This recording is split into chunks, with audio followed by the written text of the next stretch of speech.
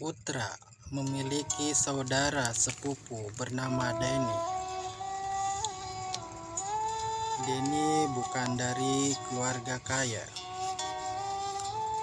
Ayahnya bahkan banyak berhutang ke sana sini dan hanya tinggal di rumah kontrakan. Saat Denny kuliah, ia mencari lelaki kaya karena ingin hidup kaya.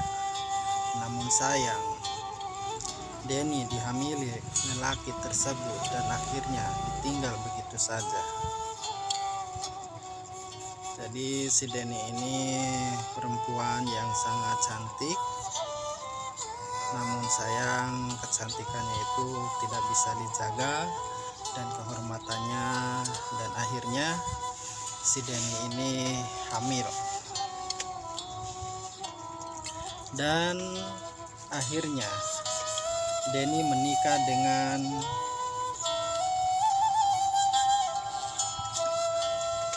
Ardi, tim yang bekerja sama di tempatnya bekerja.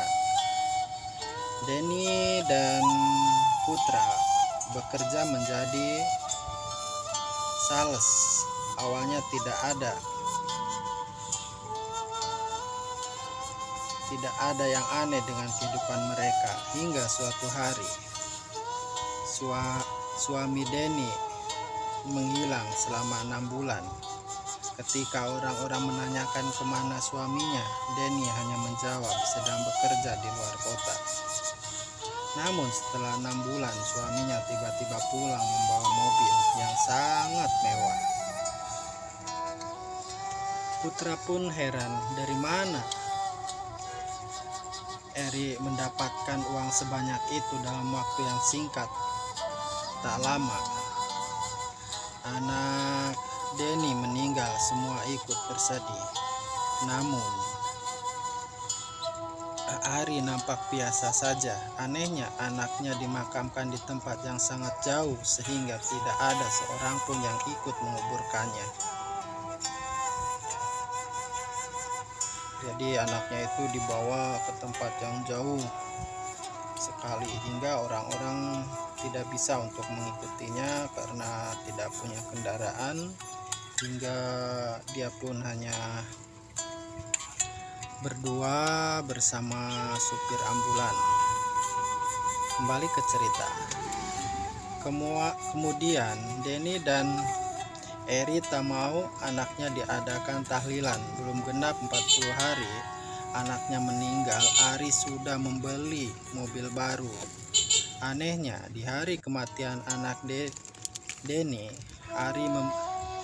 Eri membayar semua hutang ayah Denny kepada semua orang. Tak lama setelah kejadian itu, ayah Denny sendiri meninggal dan sama dikuburkan jauh dari keluarga dan tak ingin ada tahlilan. Belum genap ayahnya meninggal 40 hari, Eri sudah membeli rumah baru dan dibangun sampai 15 lantai dan tambah mewah rumahnya. Tak lama, anak yang dikandung Depi pun meninggal. Putra dan Lita, teman dekatnya, berniat menjenguk Denny yang sudah 7 hari tidak masuk bekerja.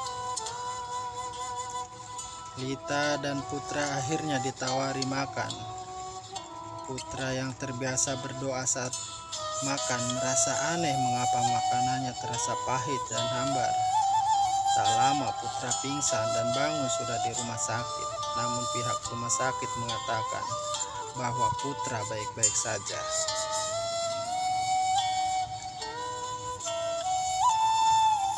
Jadi si Putra itu habis makan di rumah si Denny dan rumah Eri yang sangat mewah sampai 15 lantai itu, dia setelah mencicipi makanan itu, si Putra itu langsung pingsan dan akhirnya dia berada di rumah sakit sampai tidak tahu dia waktu dibawa ke rumah sakit karena pingsan. Kembali ke cerita. Setelah itu, Putra pulang ke rumahnya dan mendapatkan banyak teror makhluk halus. Kebetulan tetangganya adalah orang yang bisa melihat, dan ia melihat bahwa putra hendak dijadikan tumbal. Namun karena putra tidak menghabiskan makanan dari Depi, makhluk halus tersebut hanya bisa menandainya dan tidak bisa mengambil jiwanya. Ayah Deni yang marah akhirnya mendatangi rumah Deni, namun dipisahkan oleh Pak RT untuk membuktikan ayah putra dan Pak RT menggeledah rumah Eri dan menemukan sesajen dan payung untuk meninggal di lantai 3. Jadi didatangin oleh orang tuanya, kemudian menggeledah kamar, dia menemukan sesajen dan payung orang meninggal yang disembunyikan di kamar khusus tersebut.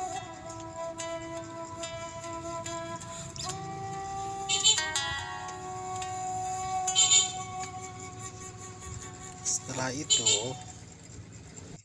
dia pun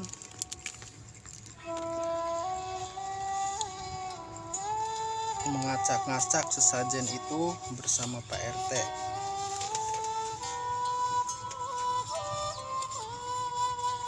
Kembali ke cerita, namun Ari dan Deni tak mau mengaku dan akhirnya memilih pindah karena malu menjadi omongan tetangga dan saudaranya. Putra akhirnya diruqyah, ia merasa sangat kesakitan, namun setelah itu ia merasa badannya plong. Akhirnya si putra itu diruqyah oleh salah satu ustadz yang berada di sana. Setelah jin dan lelembut yang mengincar atau mengelilingi, dia kabur semua karena ayat-ayat suci Al-Quran itu. Kemudian si putra pun kembali hidup normal dan tidak lagi diganggu oleh makhluk-makhluk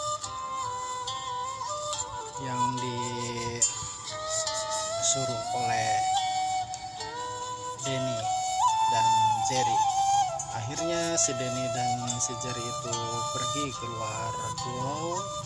Kemudian dia di tengah perjalanan di lautan terkena badai, dan akhirnya si Jerry dan si Deni itu tewas diterpa ombak dan badai lautan. Akhirnya 3 bulan kemudian baru ditemukan jasadnya mengapung di laut lepas dan tidak ada identitasnya, dan akhirnya dia dimakamkan di tempat-tempat orang yang tidak beridentitas. Nah, untuk bila cukup sekian dan terima kasih.